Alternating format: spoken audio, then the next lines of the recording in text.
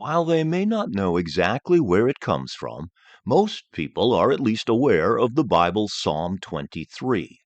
The Lord is my shepherd, I shall not want. Most people don't know the psalm that comes before that one. It is packed full of wants, intense longing, and deep pain. But even in the midst of that, there is a foundational flicker of hope. If you can, grab your Bible and turn or swipe to Psalm 22. After a deep dive of learning, stretching back more than a decade, I am more fascinated than ever by the formation and the potential transformation of the human brain.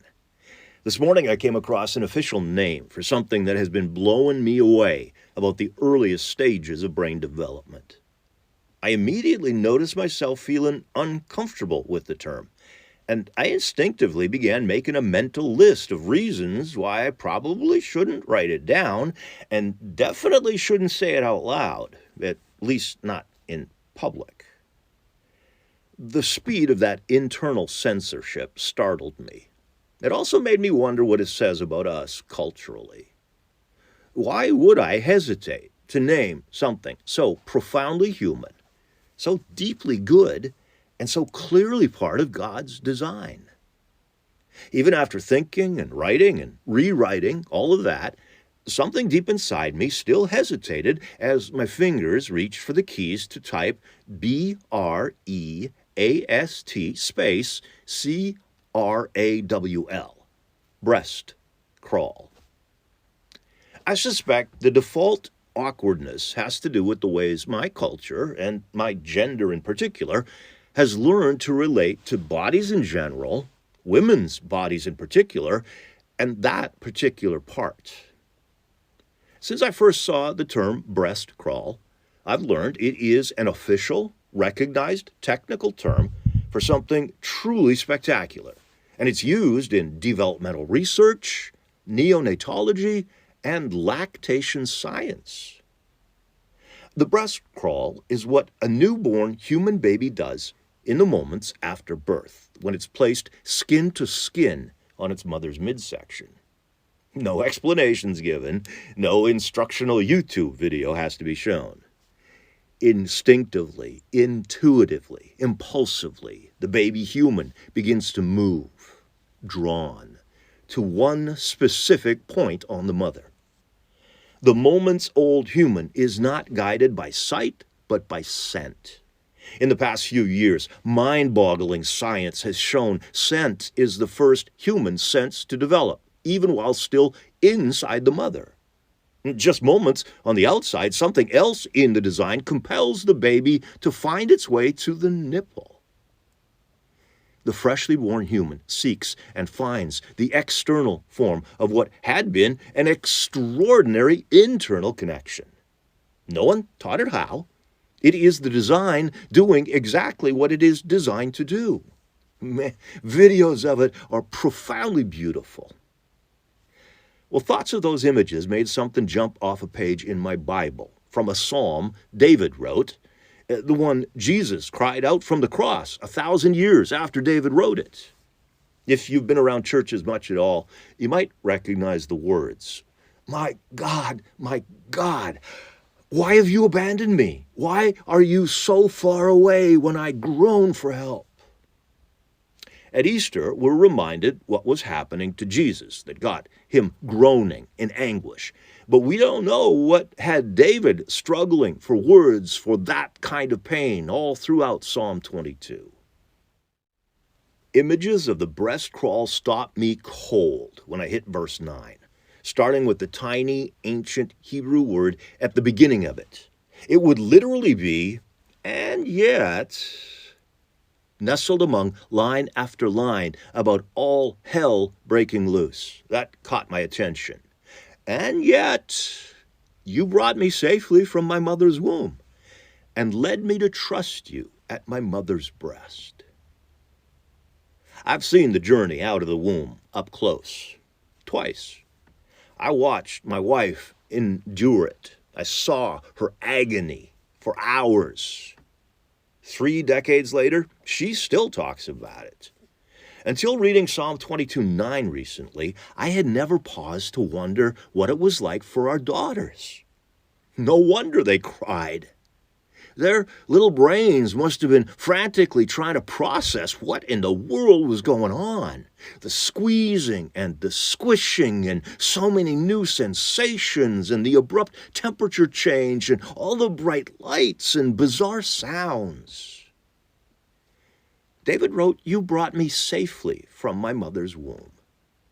That was the first time his whole world was turned upside down. But he got through it.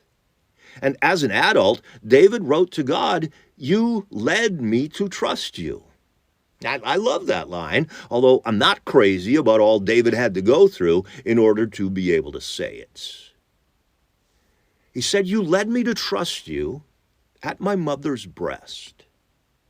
The great warrior King David realized the first lesson he ever learned was the most important one, and it didn't come in a classroom or in the heat of battle. It was formed before he even had words for it. And borrowing a breastfeeding term, it's what he latched onto when his world was coming apart. Years later, when his grown-up world was unraveling, he reached back to the earliest place where he had no choice but to trust. David experienced chesed. That is a beautiful and powerful word found all through the ancient Hebrew Bible. In English, it's often translated as steadfast love or loving kindness, but those words barely scratch the surface. Chesed is covenantal love, a love that binds itself to another and refuses to let go, especially when the other is weak or unable to give anything back. It shows up not primarily in words, but in presence. Chesed is given before it is earned. In fact, it is given because it is needed. According to Psalm 22, the first time we experience chesed is during the breast crawl. Trust is first formed pre-verbally through a truly spectacular chesed connection. God designed the mother's body, her warmth, her scent, her touch, her milk, as the first place trust is learned. Creation theology made visible, scientific. Now hold on to that and follow me onto what may seem like an odd rabbit trail. 4 years ago this month, we were entering what became a severe shortage of baby formula. I tried to bring something up back then, but I got mostly shrugged off, laughed off in some places. When the baby formula shortage hit, the conversation focused on logistics, supply chains, regulatory failures, even corporate greed.